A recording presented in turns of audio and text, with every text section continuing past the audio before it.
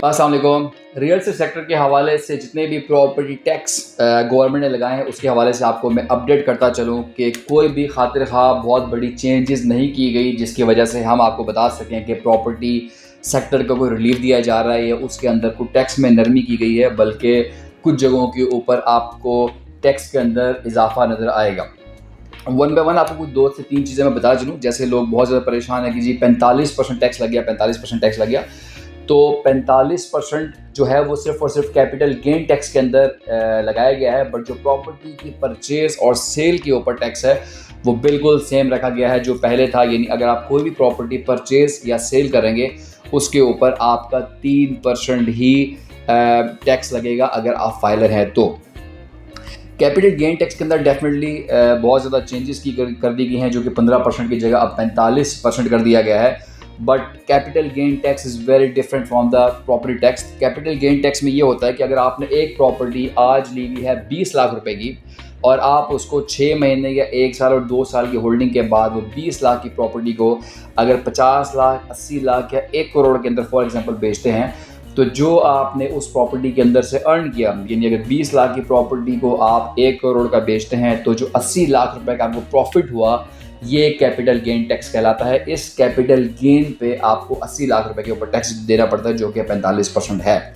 But हम जब से रियल सेक्टर के अंदर काम कर रहे हैं, मैंने बहुत ही कम एक आध जगह पे ऐसा देखा है कि लोग अपने कैपिटल गेन को डिस्क्लोज़ करते हैं कि जी हमने ये प्रॉफिट कमाया। नॉर्मली अगर उन लोगों ने प्रॉपर्टी 20 लाख रुपए की परचेज़ की होती है तो वो 2 साल के बाद या 5 साल के बाद जब भी उसको बेचते हैं वो 20 लाख रुपए का ही दिखा रहे होते हैं।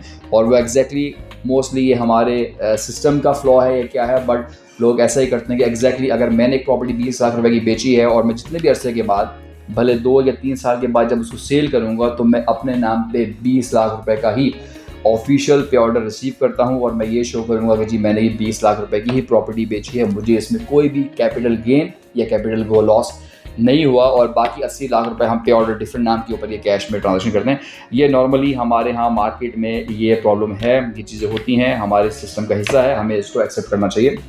तो लोग इस तरीके से इस मसले से निकलते हैं। एनीवे, ये सिर्फ और सिर्फ कैपिटल गेन अगर आप शो करेंगे तो आपको उसके ऊपर 45% टैक्स पे करना है। अगर आप उसको शो नहीं करेंगे तो आपके ऊपर ये टैक्स नहीं लगेगा। और जो बायर और सेलर के ऊपर मैंने बता दिया, जो पहले 3% था वो 3% ही लगा।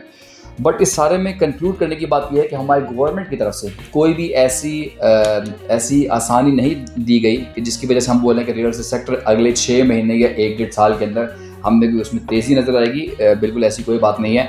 हाँ, ये जो मॉनेटरी पॉलिसी के अंदर अगर हमें जो इंटरेस्ट रेट कम करने की बात है, जो इन्होंने 1.5% ऑलरेडी कम कर दिया, अगर वो मज़ीद कुछ कम करते हैं, उसको मज़ीद अगर 1.5%, 2%, 5% पर अगर कंटिन्यू इसके अंदर गवर्नमेंट अपनी मॉनेटरी पॉलिसी के अंदर कुछ कमी करती है, तो फिर हम सोच सकते हैं कि जी लोग अपनी इन्वेस्टमेंट को बजाय बैंक में रख के इंटरेस्ट खाने के लोग उस इन्वेस्टमेंट को रियल एस्टेट सेक्टर के अंदर भी लगा सकें।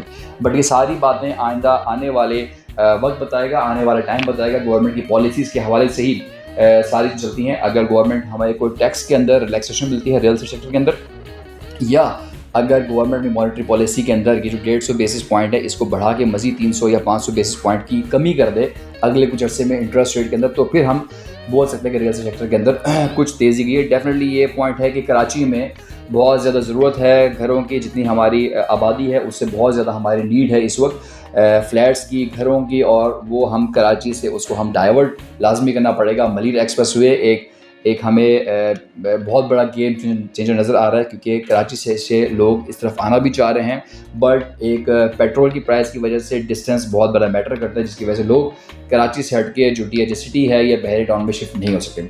सो अगर हमें कुछ पेट्रोल प्राइसेस के अंदर कमी देखी गई और इसी तरह इंटरेस्ट रेट के अंदर कुछ कमी देखी जाए और फिर प्रॉपर्टी सेक्टर के अंदर हमें कुछ लिवरेज दिया गया, तो फिर हम बोल सकते हैं कि अगले कुछ अर्से में रियल एस्टेट सेक्टर के अंदर तेज़ी आएगी। बट इस वक्त मार्केट में कोई भी इन्वेस्टर ना होने के बराबर है। उसकी रीज़न ये है कि इन्वेस्टर को जहाँ से जूस नज़र आएगा वो वहाँ इन्वेस्टमेंट करेगा। इस वक्त जितनी भी बाइंग या सेलिंग प्रॉपर्टी के अंदर हो रही है वो मोस्टली जेन्युइन क्लाइंट ही हैं। कुछ लोग अपनी प्रॉपर्टी को बेच रहे हैं, उन्होंने बाहर जाना है या शिफ्ट कर रहे हैं, या बैरिया से बेच के DH सिटी में ले रहे हैं, या DH सिटी से बेच के गुलशन मेमार में, गुलशन में या डिफरेंट एरिया में परचेज कर रहे हैं, या ऐसे लोग हैं जिनको वाकई बैरिया टाउन के अंदर परचेजिंग करनी है या सेलिंग करनी है। तो सिर्फ और सिर्फ जेन्युइन ट्रांजैक्शन इस वक्त बैरिया कराची या DH सिटी के अंदर हो रही है। कोई भी इन्वेस्टर हमें मार्केट में नज़र नहीं आ रहा, और उसकी रीज़न गवर्नमेंट की पॉलिसीज़ भी हैं। सो उम्मीद कर रहे हैं कि इंशाल्लाह गवर्नमेंट की पॉलिसीज़ इस सेक्टर के अंदर अच्छी होंगी और उसके बाद रेट में भी हमें बहुत ज़्यादा तेज़ी नजर आएगी। एनीवे जो भी अपडेट होगी रियल एस्टेट सेक्टर के हवाले से या प्रॉपर्टी की टैक्स के हवाले से आपके साथ टाइम बाय टाइम शेयर करेंगे। अपना बहुत सा ख्याल रखिएगा। चलिए next video take care, thank you so much, अल्लाह हाफिज़।